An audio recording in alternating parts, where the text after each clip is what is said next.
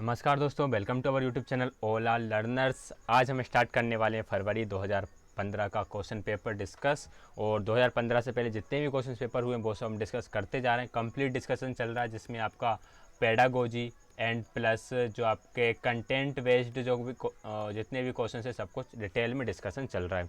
किसी क्वेश्चन में यदि आपको डाउट रहता है तो आप कमेंट में लिख सकते हैं, या साइंस का किसी भी तरह का डाउट हो आपको कोई भी मेरी किसी भी वीडियो के कमेंट में आप बता सकते हैं। मैं आपके डाउट को सोल्व करने की कोशिश करूंगा। स्टार्ट करते हैं क्वेश्चंस को। क्वेश्चन नंबर फर्स्ट है, कोई वस्तु 5000 हर्ट्ज पर कंपन कर रही है, उत्पन्न ध्वनि का आवर्तकाल कितना होगा। देखिए फ्रिक्वेंसी यहाँ पर आपके पास कितनी गिवन है, 5000 हर्ट्ज। आपको क्या बताना है, आवर्तकाल यानी कि टाइम पीरियड इसका क्या है ये बताना है। टाइम पीरियड का फॉर्मूला क्या होता है, ये आपका रेसिप्रोकल होता है फ्रिक्वेंसी का। तो 1/5000 को आपको जस्ट सोल्व करना है, आपका आंसर 0.002 सेकेंड्स आ जाएगा। और इस क्वेश्चन को मैंने डिटेल में मेरी एक और वीडियो में कराया हुआ है।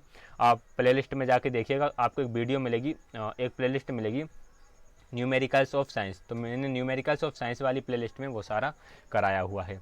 आगे बढ़ते हैं क्वेश्चन नंबर 62 की तरफ। निम्नलिखित पदों पर विचार कीजिए।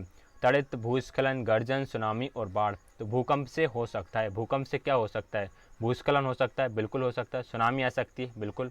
बाढ़ हो सकती है, बिल्कुल। गर्जना नहीं होती है। एंड तड़ित यानी कि बिजली भी नहीं चमकती। तो BDE ऑप्शन नंबर फर्स्ट आपका राइट आंसर हो जाएगा। क्वेश्चन नंबर 63, मानव नेत्र में सलाकाओं और शंकुओं यानी कि जो आपके कौन होते हैं एंड जो आपके रोड होते हैं, कौन और रेड के विषय में सही कथन को चुनना है।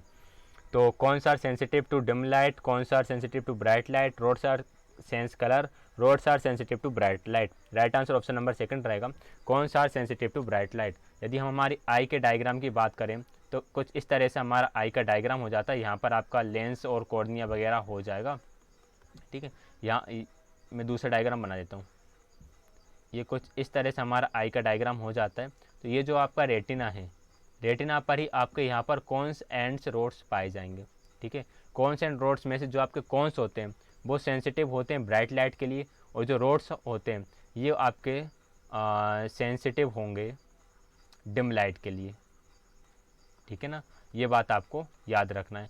और जब आपके अंदर विटामिन ए की कमी होती है तो उस टाइम पे आपके जो रोड्स होते हैं उनकी वर्किंग कैपेसिटी कम हो जाती है, इस वजह से आपको रात में नहीं दिखता। क्वेश्चन नंबर 64, निम्नलिखित ग्रहों में से किसका अपना कोई प्राकृतिक उपग्रह नहीं है। तो शुक्र और बुध को आपको याद रखना है, इनका कोई भी प्राकृतिक उपग्रह नहीं है।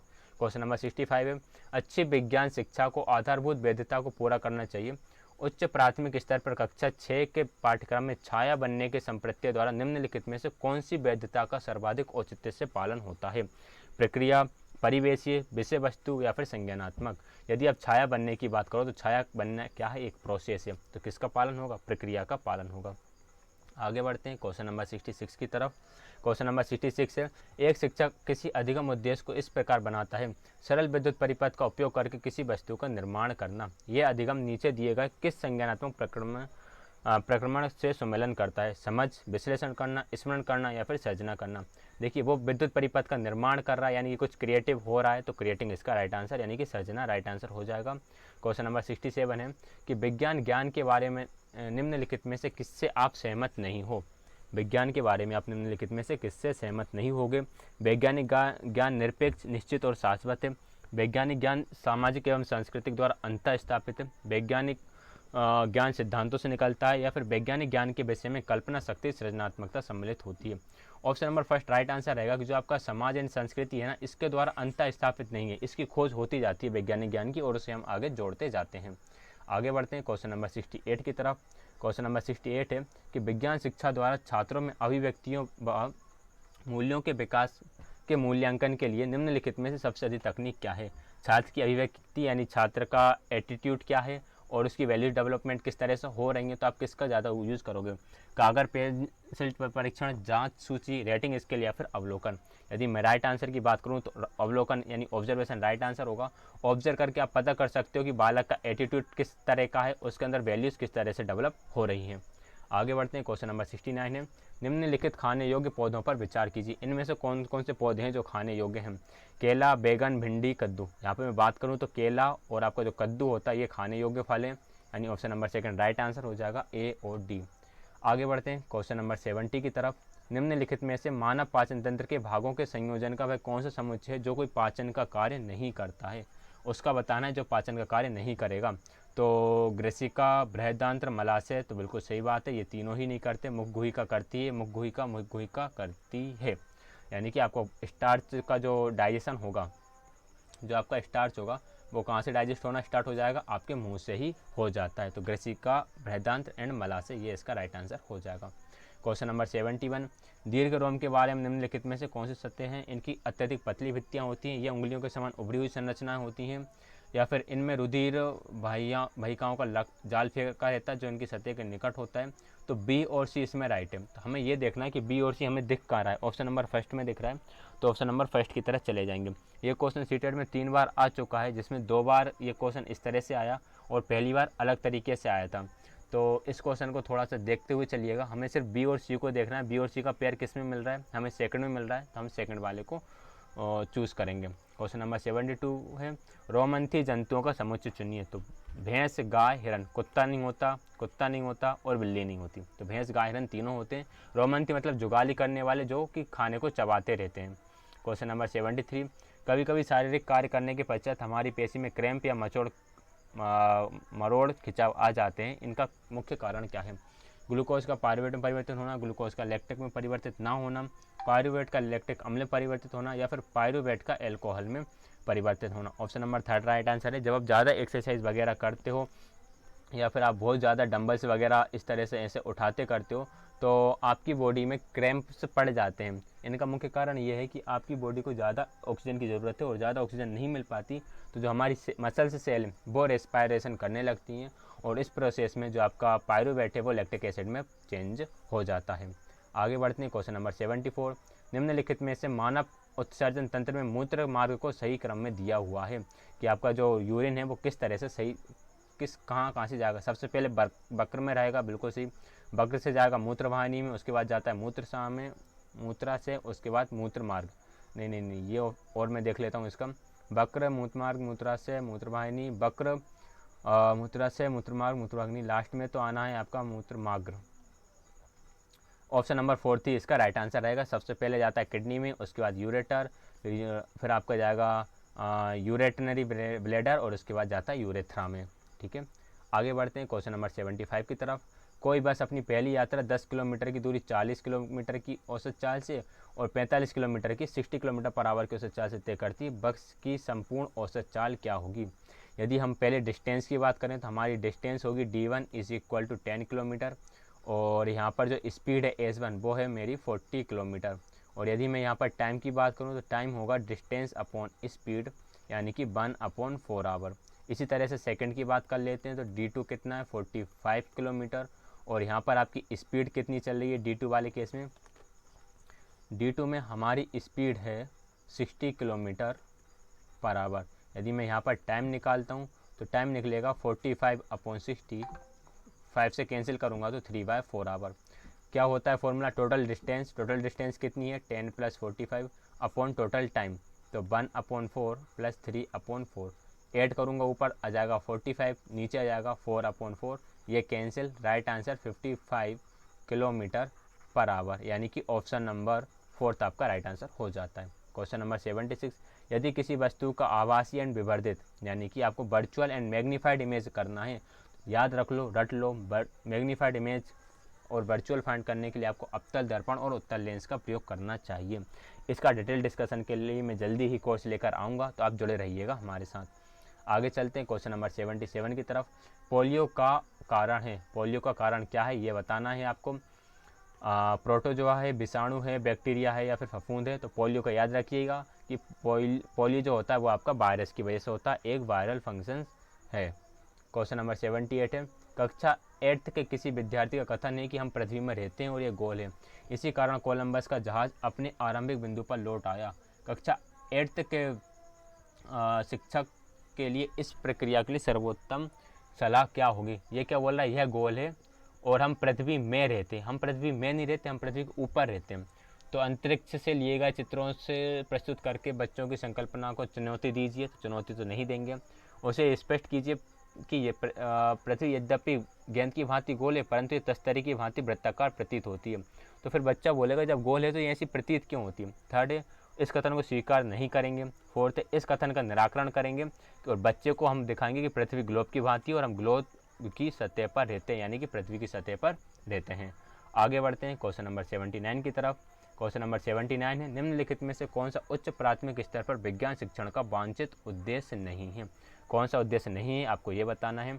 विज्ञान के तथ्यों और सिद्धांतों एवं इसके अनुप्रयोगों को जानना, विज्ञान की प्रक्रियाओं और विषय वस्तुओं को याद करके उपलब्ध ज्ञान प्राप्त करना, ईमानदारी, सत्यनिष्ठा, सहयोग मूल्यों को आत्मसात करना, या फिर प्राकृतिक जिज्ञासा, सौंदर्य परखता की अनुभूति तथा विज्ञान एवं प्रौद्योगिकी में सृजनात्मकता का पोषण। तो चीज़ों को याद नहीं करेंगे, रोट लर्निंग को प्रमोशन नहीं करेंगे। क्वेश्चन नंबर 80 है, निम्नलिखित प्रश्नों में से कौन सा मुक्त अंत वाला प्रश्न है। व्याख्या कीजिए कि हम सदैव चंद्रमा का एक भाग ही क्यों देख पाते हैं। मान लीजिए यदि चंद्रमा अपने स्वयं का भोजन उत्सर्जित करता तो क्या तब भी इसकी कलाएं होती। दिन के समय उल्काएं दिखाई नहीं देती, कारण सहित व्याख्या कीजिए। चंद्रमा अपनी आकृति प्रतिदिन क्यों बदलता है। Right answer option number second रहेगा कि यदि चंद्रमा अपना स्वयं का प्रकाश उत्सर्जित करे तो क्या होगा या कलाएं कैसी होती। तो राइट आंसर यही रहेगा, क्योंकि इसमें बच्चे अपने अकॉर्डिंग आंसर्स देंगे। बाकी तो ये कॉन्सेप्ट वाइज बेस्ड क्वेश्चन होगा, लेकिन इसमें जब बच्चे आंसर करेंगे तो अपनी थिंकिंग का यूज़ करके करेंगे। तो ये आपका मुक्त अंत वाला प्रश्न हो गया। इसके कई आंसर्स हो सकते हैं। क्वेश्चन नंबर 81 है, निम्नलिखित में से कौन सी परिस्थिति शिक्षार्थियों को ज्ञान की खोज के लिए सर्वोत्तम अवसर प्रदान करती है। फर्स्ट है विद्यार्थियों को टीम शिक्षण द्वारा दैनिक उपयोग की सामग्रियों के विषय में शिक्षा दी जा रही है। सेकंड है विद्यार्थियों को पहले आर्किमिडीज के सिद्धांत का निदर्शन दिखाया जा रहा है, फिर विस्तृत व्याख्या की गई है। ऑप्शन थर्ड है कि विद्यार्थी दी गई सामग्रियों को स्वयं बनाएं, बंद विद्युत परिपथ में रखकर उन पर चालक और अचालक के लेवल लगा रहे हैं। और फोर्थ है विद्यार्थी भोजन के अवयव विषय पर प्रोग्राम इंस्ट्रक्शन के सुपरिष्कृत और विस्तृत सत्र में भाग ले रहे हैं। तो ऑप्शन नंबर थर्ड बिल्कुल राइट आंसर रहेगा कि विद्यार्थी दी गई सामग्री को स्वयं बना रहे हैं और चालक और अचालक के उस पर लेवल लगा रहे हैं। क्वेश्चन नंबर 82 है, मैं अपना एक कान स्टील की रेल की पटरी पर रखता हूँ तब। पहला तो ये कि मैं रेल से आने वाली ट्रेन की ध्वनि वायु की तुलना में रेल की पटरी द्वारा शीघ्र सुन लेता हूँ, या फिर वायु की तुलना में ध्वनि स्टील में अधिक चाल से गमन करती है, या फिर गैस की तुलना में ध्वनि ठोसों में अधिक चाल से गमन करती है। आपको बताना कौन से इसमें से ऑब्जर्वेशन है और कौन सा इसमें से इन्फ्रेंस है। मतलब प्रेक्षण मतलब किसको आप ऑब्जर्व कर रहे हो, निष्कर्ष मतलब रिजल्ट क्या है।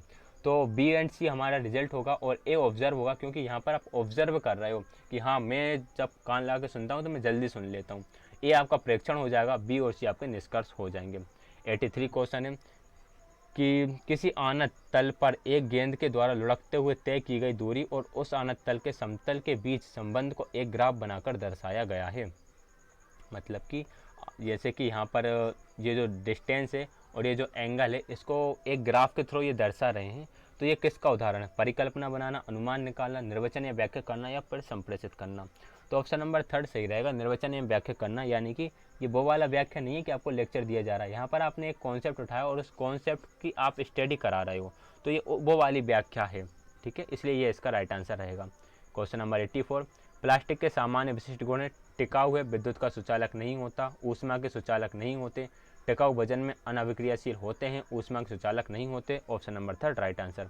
क्वेश्चन नंबर 85 है, जैव विविधता के संदर्भ में निम्नलिखित में से निम्नलिखित कथनों पर विचार कीजिए। फर्स्ट ये है, यह किसी क्षेत्र में पाई जाने वाली किसी विशेष स्पीसीज के व्यक्तियों की कुल संख्या का उल्लेख करता है।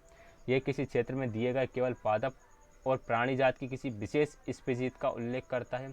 यह किसी दिए गए क्षेत्र में पादप जात और प्राणी जात की विभिन्न स्पीसीज का उल्लेख करता है। बिल्कुल सही बात है, और संरक्षित क्षेत्र नहीं। यानी कि option number fourth right answer रहेगा, केवल सी।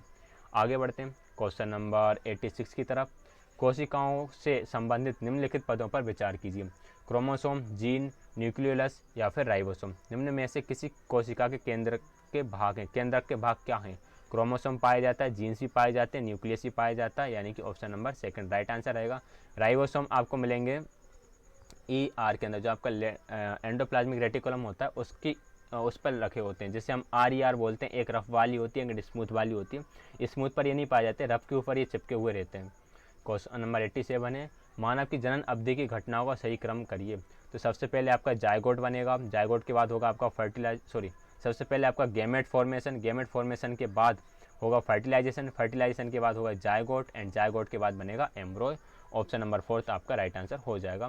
क्वेश्चन नंबर 88, जिस तालाब के जल में टेडपोल वृद्धि कर रहे हैं उसमें क्या होना चाहिए? आयोडीन होना चाहिए। काफ़ी टाइम रिपीट हुआ है ये वाला क्वेश्चन तो सीटेट में। क्वेश्चन नंबर 89 है, यदि कोई 6 किलोग्राम का पिंड किसी घर्षण से रहित मतलब फ्रिक्शन लेस सरफेस पर मूव कर रहा है, यदि पिंड को इसी चाल से इसी रेखा के अनुदिश गति करना है तो कितना बल लगाना होगा? ऑप्शन नंबर 3 0 न्यूटन लगाना होगा, क्योंकि ये फ्रिक्शन लेस सरफेस है। क्वेश्चन नंबर 90 है, टार्ट्रिक अम्ल पाया जाता है नींबू, आंवला, कच्चे आम, अंगूर, तो कच्चे आमों में भी होता है और अंगूर में भी होता है। ऑप्शन नंबर 2 राइट आंसर हो जाएगा सी एंड डी। तो इस तरह से हमारे ये क्वेश्चंस हो जाते हैं कंप्लीट। वीडियो पसंद आया तो वीडियो को लाइक, शेयर एंड चैनल को सब्सक्राइब करना नहीं भूलिएगा। स्पीड यदि ज़्यादा फास्ट लगे तो आप कमेंट में बता सकते हैं, बिकॉज सिर्फ जस्ट क्वेश्चन का डिस्कशन है, इसलिए मैंने जल्दी जल्दी सारे क्वेश्चंस को डिस्कस कर दिया हुआ है। यदि आपको लगता है कि वीडियो की स्पीड या वॉइस बहुत ज़्यादा है तो आप कमेंट में बता सकते हैं। मैं नेक्स्ट वीडियो से ट्राई करूँगा कि वॉल्यूम को मैं थोड़ा सा स्लो रखूँ। और हमारे साथ जुड़ने के लिए आप सभी का बहुत बहुत धन्यवाद।